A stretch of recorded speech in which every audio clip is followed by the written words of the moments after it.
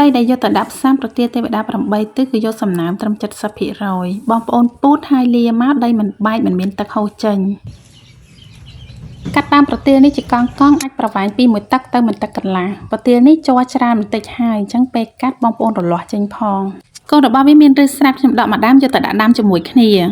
ត្រាំទឹកមេជីបន្តិចមុនយកទៅដាក់ដាំដើម្បីជួយឲ្យដើមវាមិនងាយរលួយគឺធន់ទ្រាំនឹងកាសធាតុហើយដឹងតែរស់បានច្រើនតែម្ដងបងប្អូនដោតដីហើយយកទៅទុកនៅកន្លែងម្លប់ចាំស្ងួតដីចាំស្រោចសាមតិចបានហើយបើចូលខ្លាំងពេកងាយនឹងរលួយដើមខ្លាំងណាស់ចាំរហូតដល់វាចាប់ឬប្រហែលជា1ខែសិនដើមវារឹងមាំចាំចូលទៅហាលថ្ងៃប្រទាលនេះបើបានស្រោចជីហើយដាក់ហាលក្តៅទៀតគឺថាផ្កាវា1ខែទល់1ខែពេញដើមតែម្ដងតាមដែលខ្ញុំធ្លាប់ឮគឺថាប្រទាលទេវតា8ទិសនេះជួយការពារនៅរឿងអាក្រក់ជួយឲ្យរិស័យបងប្អូននឹងឡើងខ្ពស់ត្រដែតនាំលៀបនាំសំណាងចូលដល់ក្នុងផ្ទះក្រុមគ្រួសារនិងខ្លួនឯងផងដែរបងប្អូនចង់ឲ្យវាចេញជារូបរាងហើយមើលទៅទឿស្អាតហ្នឹងគឺអង្គុយកាត់ដូចខ្ញុំអញ្ចឹងពេលដែលវាលាស់ស្លឹកមកក៏ស្អាតហើយពេលដែលវាចេញផ្កាមកក៏វាចេញជារូបរាងអញ្ចឹងដែរស្អាតខ្លាំងណាស់